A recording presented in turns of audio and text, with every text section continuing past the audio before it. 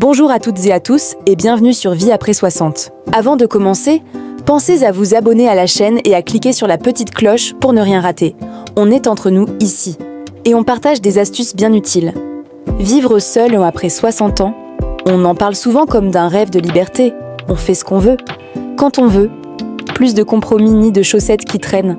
Mais soyons honnêtes, il y a aussi des aspects moins glamour dont on parle beaucoup moins.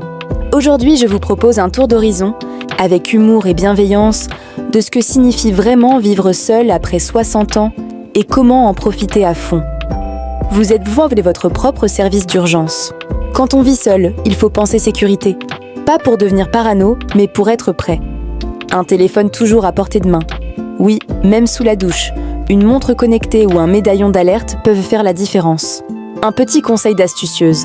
Installez une boîte à clés sécurisée dehors. Vos proches pourront entrer si besoin, sans casser la porte. Fait.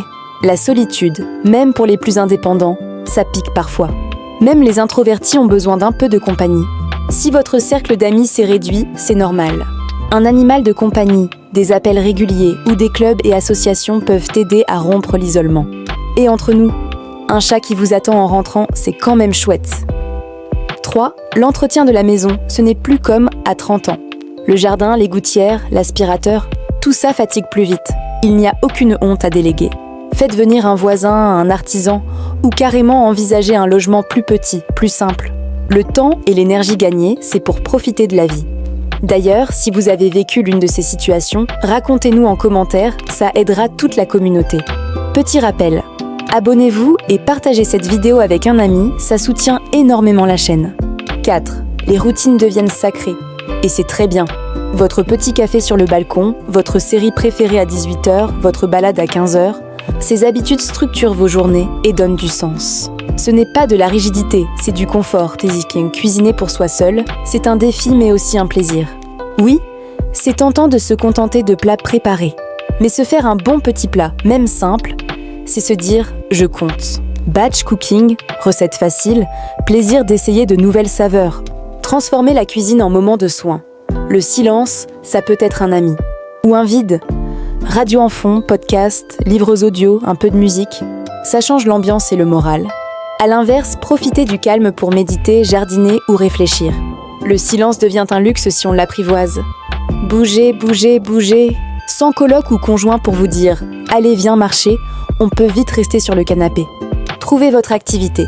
Marche, gym douce, jardinage, danse du salon. Tout est bon. Certains adoptent un chien exprès pour avoir l'obligation de sortir. Le temps devient étrange. Quand on n'a plus l'emploi du temps des autres, on perd ses repères. Créez vos propres rendez-vous. Le lundi les courses, le jeudi le ménage, le dimanche une sortie. Cela aide à garder le rythme et le moral. Ranger et trier. Plus simple et plus difficile à la fois. Vous êtes seul le maître à bord, mais chaque objet raconte une histoire. Prenez votre temps, faites petit à petit. Gardez ce qui vous rend heureux. Aujourd'hui, allégez-vous du reste. C'est libérateur, dit, moins d'invitations? Organisez-les. Au lieu d'attendre qu'on vous appelle, proposez. Café avec un voisin, club de lecture, balade dominicale. Quand c'est vous qui invitez, vous choisissez l'ambiance. Et ça crée du lien. 11. L'auto-soin devient vital.